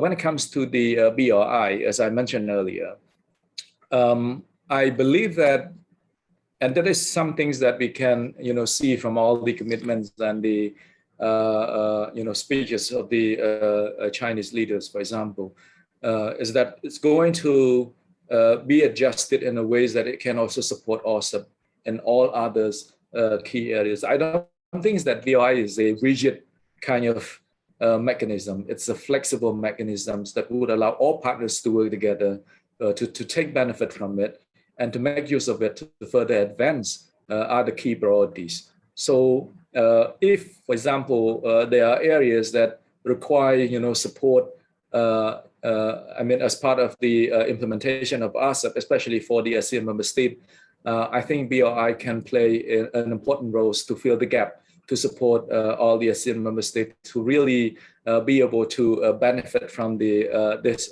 free trade agreement especially addressing all the bottlenecks that may prevent them from actively or productively participating in this trade agreement. As I mentioned before, we see a lot of positive developments when it comes to the alignment between the BRI and the ASEAN vision and ASEAN blueprint.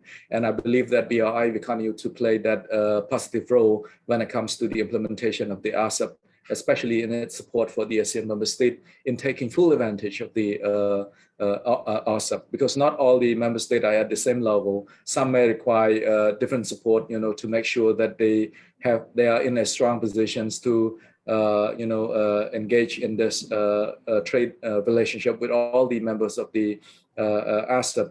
And China has actually been supporting ASEAN member state at the national level, at the individual level. We can see, support in capacities and capabilities and technical area. For example, Cambodia now also export mangoes and some other agricultural produce to China. And if we look at the RCEP, there's also some condition when it comes to meeting the standards and all that. So through our trade partnership that we are having with China at the moment in the agricultural area, we can benefit from it and learn from it and then make use of it so that we can really do some things positively when it comes to participating fully in the implementation of the RCEP.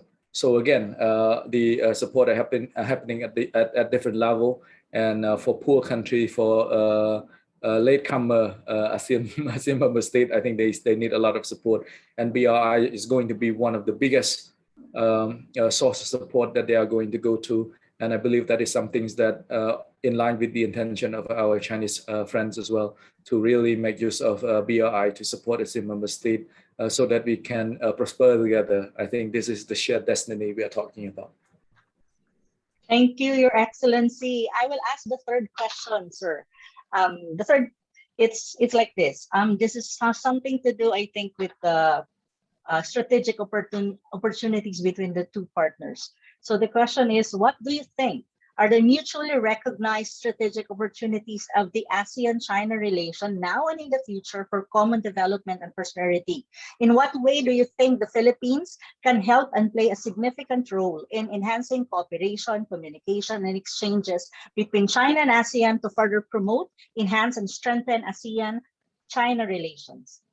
Thank you. Perhaps I should, approach this question by also looking at the mega trends that are shaping the ASEAN region at the moment. And I believe these mega trends are also shaping China in many ways. The first one is the fourth industrial revolution.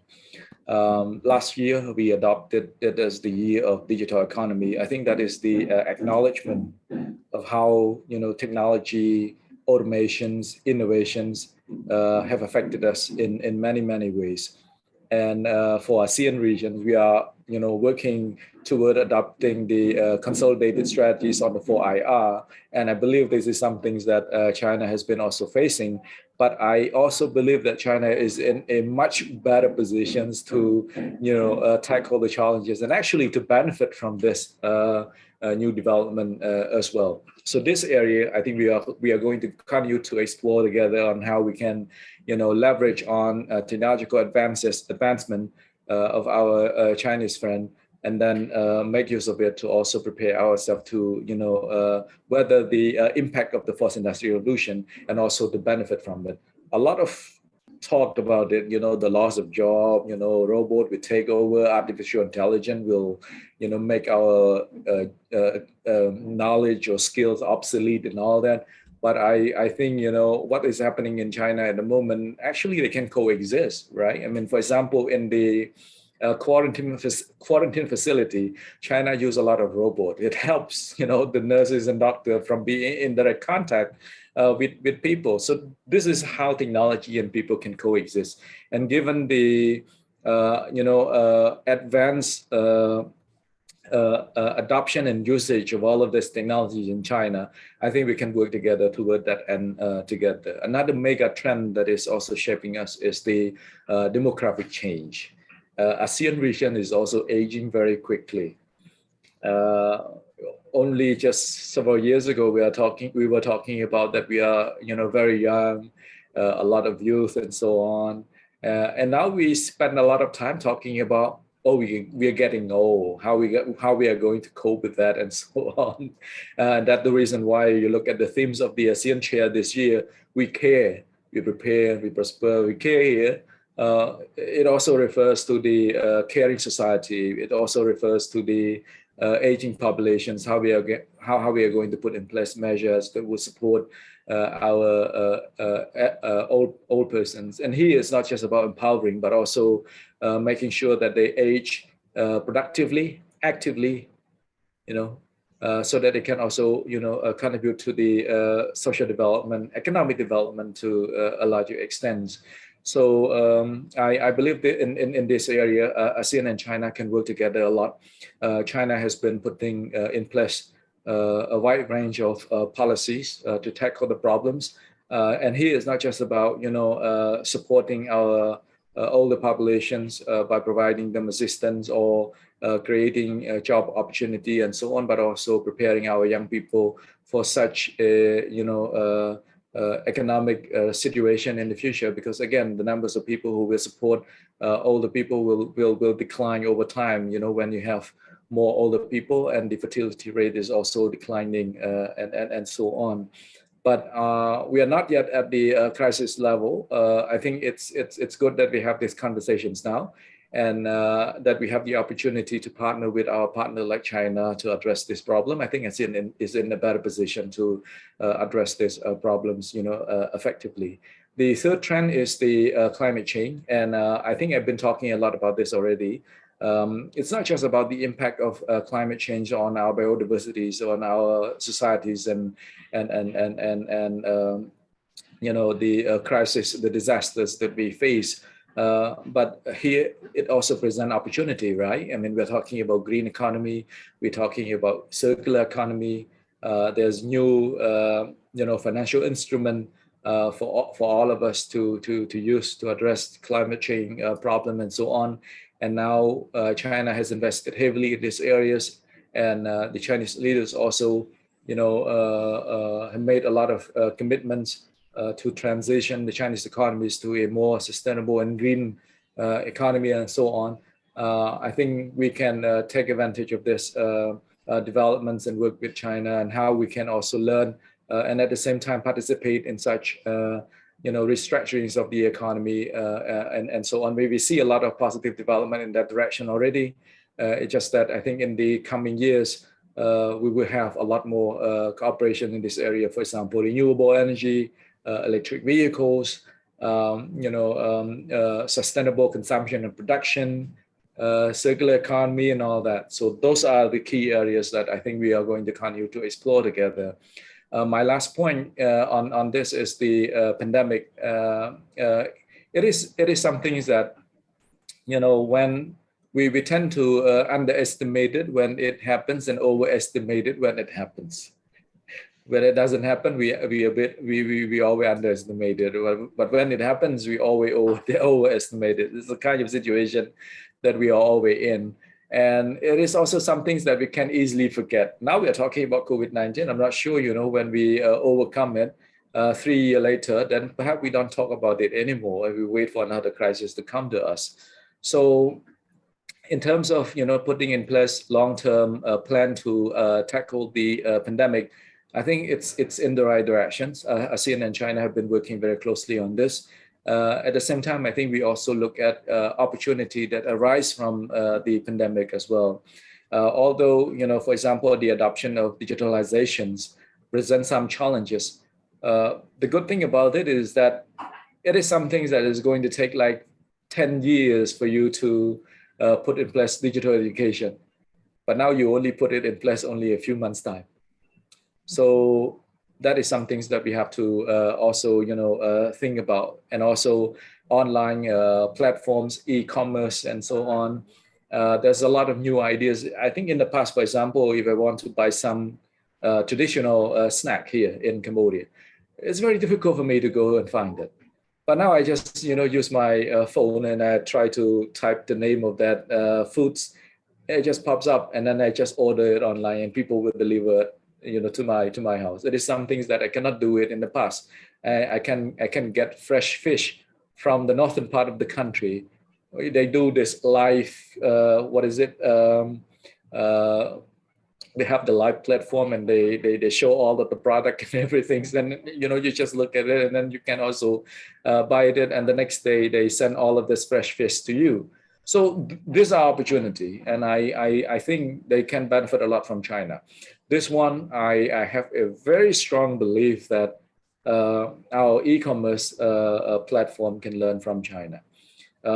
Every time I had an opportunity to visit China, I went to the rural area. I remember one time in Guangxi and Nanning, I got the opportunity to go to this, remote area, around 1 hour and a half, not that remote by the ASEAN standard in terms of the distance and all that. It's mountainous area, and people, grow different kinds of fruits and so on, and it tastes very nice.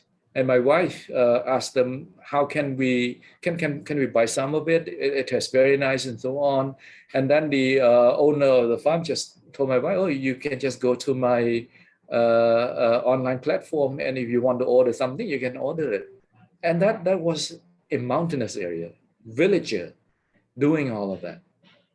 And a few days ago, when I read the Xinhua newspapers, I saw President Xi Jinping was also, in that small in the small village, and with all of this, equipment for you to sell stuff live, the cameras, the phone. It's so easy, I think there's a lot of potential we can learn from China. Actually, during the terms of Ambassador Huang in Jakarta, we also discussed about it as well, how our people in the rural area can learn from their Chinese counterpart when it comes to all of this e-commerce. They grow many different kinds of food products, but at the time they couldn't do it. But to my amazement, now you can find everything's online. I can get a papaya from the southern part of the country, or guava from some other parts of the country. Everyone just make use of these new technologies. Just iPhone, you take some photos, put it on your Facebook page, and if somebody is interested in buying, and then they can order it. So again, I think these are the opportunities that arise from the COVID-19 pandemic, and we should sustain it because it's good for people, especially for people who are in the informal economy.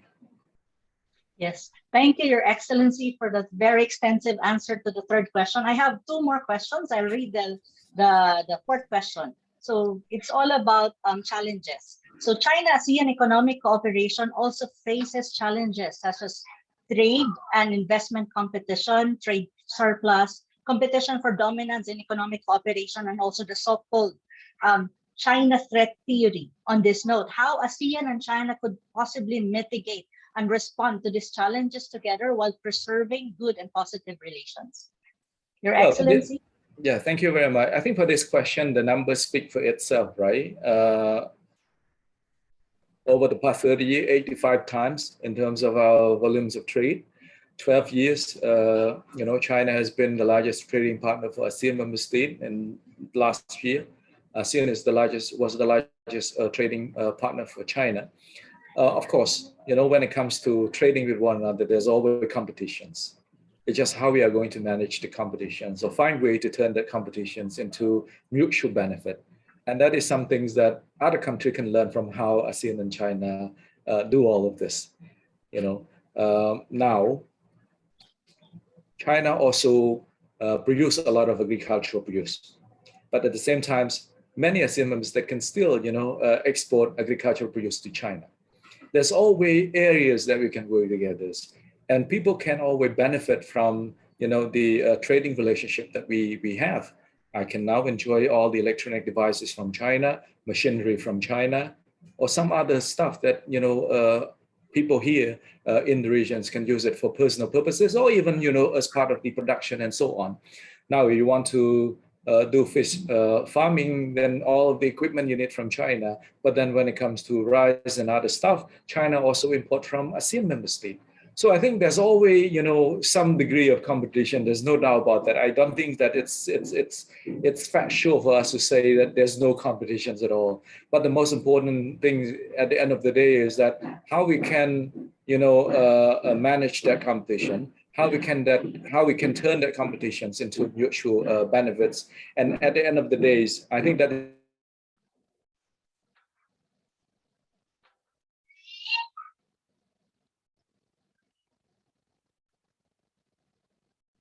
Sir? Yes, I think the internet of Honorable Raven is,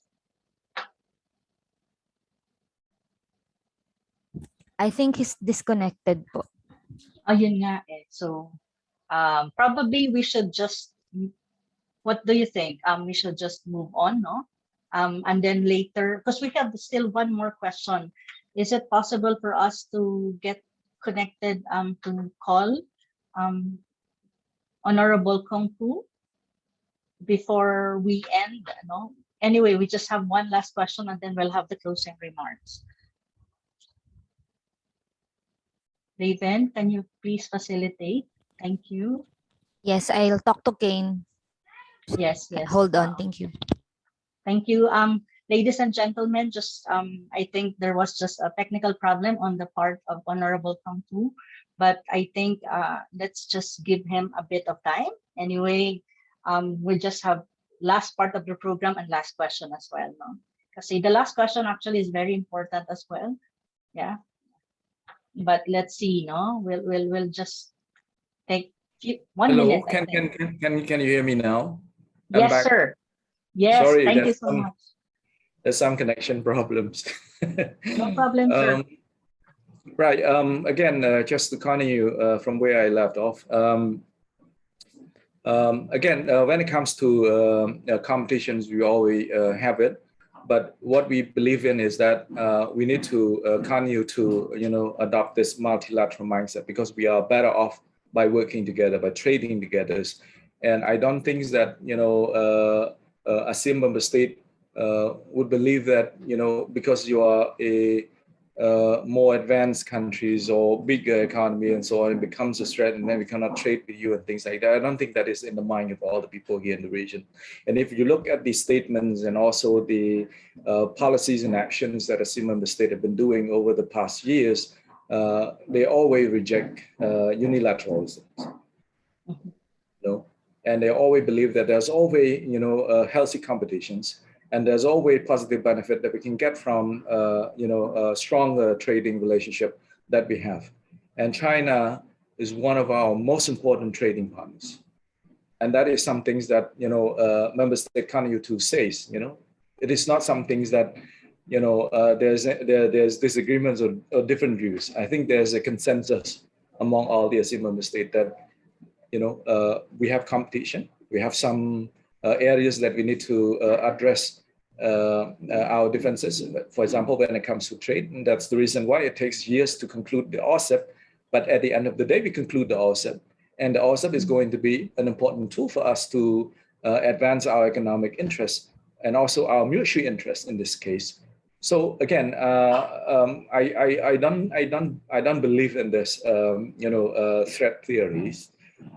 I think at the end of the day, we just need to work together to find ways to grow together, and that is also that is always, the attitude that ASEAN member states have been showing to all of the countries that want to work with us. I don't think there's a times that ASEAN will say, "Oh, we don't want to trade with you" or something. I don't think that is the case. So multilateralism is going to be the backbone of our thinking when it comes to trade relation with partners, and our trade relationship with China indispensable. It is not some things that we have downplay or something. It is some things that always on top of the agenda. And if you look at all of the key meeting between ASEAN leaders and Chinese leaders, it's always about how we can further, expand our trade relationship. There's no times that we're talking about how can we, reduce it or not doing more. No, I think every time it's always about doing more. Let's do more in this area. Let's do more in that area. So that both sides can benefit from the trading relationship and so on. So I think the actions and the words speak for itself when it comes to ASEAN positions on this particular issues.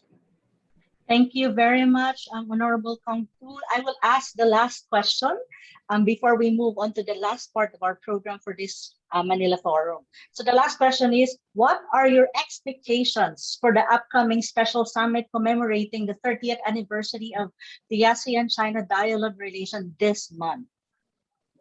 Thank you very much. I think it's before talking about the substance, I think it's the joyous moment for ASEAN and China. We should celebrate together. Back in 1991, we started the dialogue relationship, and 2013 we have the strategic partnership, and soon we are going to have comprehensive strategic partnership. So it means that our relationship become deeper, wider, more strategic, more comprehensive, and that is something that I think all of us should celebrate and look forward to a more brighter future when it comes to our relationship. There's a lot of things, at least in my opinion. Of course, leaders will also have a lot of bold visions and so on. We cannot predict what they are going to also raise during the meeting. But at the very least, I think COVID-19 pandemic is going to be one of the key areas. The commitment that each side, especially our Chinese colleague, would assure the ASEAN member state the support and not just in terms of providing back the vaccine, but also supporting ASEAN member state to recover from the COVID-19 and become more resilient, become stronger, and so on. Another area, I think it goes down to the common views in terms of moving toward more sustainable development with the new commitments that China just expressed. For example, carbon neutral by 2060, the phasing out of the coal power plant as part of the support from the Belt and Road, or circular economy, green economy, renewable energies, and so on. Those are new areas that I think we are going to also look at and find way on how we can cooperate. Digital economy, of course, is going to be very important. And I also believe that there will be the showing of commitment and support for multilateralism and rejecting unilateralism. And that is some things that the leaders will join hands and showing to the world that we are a good example for all of you to look at. We have differences, we have issues that we can't agree very quickly, but at the end of the day, we can still sit, talk, and find solution together and prosper together. So I strongly believe this spirit of win-win cooperation, mutual interest, and shared prosperities and destiny would be, the guiding principles for all of the leaders when they are, entering the meeting room and start talking about how can they cooperate further in the future. Thank you so much. Thank you very, very much, Your Excellency, Honorable Kong Fu, for the very extensive, elaborate answers to all the questions. Very well appreciated, sir. Moving on the last part of our program for this forum, which is the closing remarks by APCU Chairman Secretary Raul Lambino. May I call on the Vice Chairman of APCU, Mr. Sixto Benedicto, to deliver the closing remarks on behalf of Secretary Lambino. Secretary Lambino, for the information of everyone, have some matters, important matters to attend this morning, so he can't deliver his closing remarks. So we'll call on the Vice Chair of APCU, Mr. Sixto, to do the honor. Sir Noy, you have the floor, sir. Thank you, Anna. Morning, everybody. Allow me to read the closing remarks of our Chairman Secretary Raul Lambino. Over the past 30 years since the birth of the China-ASEAN dialogues, relations between the two sides have moved significantly forward on multiple fronts. Notably, China, while achieving one of the greatest social and economic transformation in this century and the last, has revealed itself to be a good neighbor and a reliable partner, speaking the language of interdependence. One excellent indicator of this, in the words of the Global Times, is the robustness of linkages between the 10 Southeast Asian economies and their big neighbors to the north. The trade in goods between them in 2020 totaled nearly 685 billion in US dollars. In the first half of 2021, China-ASEAN trade grew nearly 39%, reaching 410 billion US dollars. This made 2020 a watershed year when the ASEAN finally overtook the European Union to become the largest trading partner of China. It is an event described as testimony, the unbreakable supply chain with China. Manila's bilateral ties with Beijing itself has been transformed no less dramatically by President Rodrigo Duterte's historic pivot to China in 2016. Not only bringing our two countries together, but this foreign policy initiative raised by the Philippines into a key player in shaping and strengthening partnerships and alliances in this dynamic region. China today is the Philippines' largest trading partner, its second largest foreign investor, and also its second largest source of foreign tourists. Then there are new levels of coordinated China-ASEAN response that grew when the COVID-19 pandemic closed national borders and shut down economies. These are viewed as a showcase of the necessities and benefits of interdependence and cooperation in times of crisis. In the early days of the infection, Southeast Asian nations expressed solidarity with China. When COVID-19 leapt across borders, China reciprocated.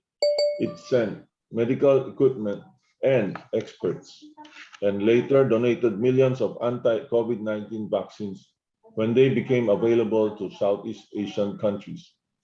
And then there is China's global flagship initiative, the Belt and Road, that is aimed at making China's wealth a weapon for building infrastructure, such as roads, railways, and seaports that will create linkages between countries across continents.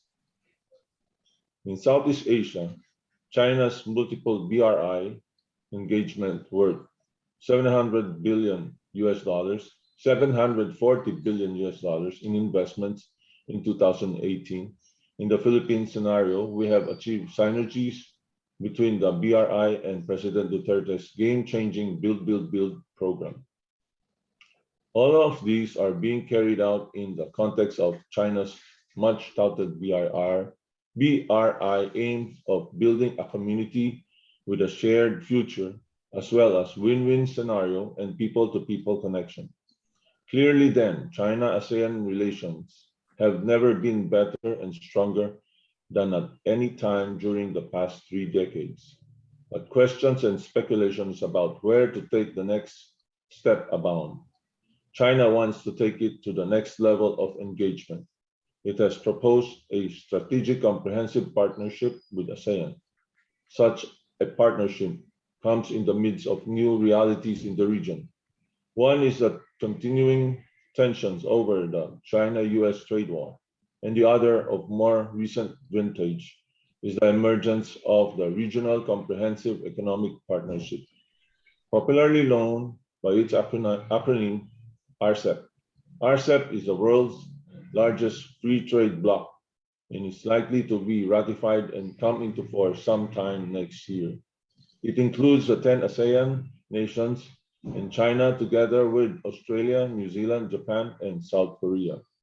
China's purpose, strategic comprehensive partnership, goes beyond free trade with the ASEAN. It would deepen security relations with Beijing. It is the highest level of partnership between countries. Given this scenario, Is ASEAN prepared to embrace this strategic partnership? If it does, would it mean increased dependency on China by the ASEAN bloc? And how would it impact the long-standing nautical disputes in the South China Sea? This and a host of other questions will require a certain degree of reflections by the 10 ASEAN countries before the answers crystallize. On this note, in behalf of the Association of Philippine-China Understanding, I extend our deepest thanks to our esteemed resource speakers in today's virtual forum. Thank you to all. Looking forward to the next Manila Forum. Anna, thank you. Thank you, APCO Vice Chairman Sixto Benedicto. Ladies and gentlemen, friends and colleagues, our forum has come to an end. On behalf of APCO and the Chinese Embassy in the Philippines, I would like to express our sincere thanks to His Excellency Honorable Kong Fu, His Excellency Ambassador Wang Zilian for gracing this occasion, to the APCO officials and members, and even to our friends who joined us in this Third Manila Forum. Thank you very much. We hope you've learned something from our excellent esteemed keynote speakers. We will see you all in our next Manila Forum. Have a great day, everyone. Stay safe, healthy, and thank you again. Mabuhay. Maraming salamat po.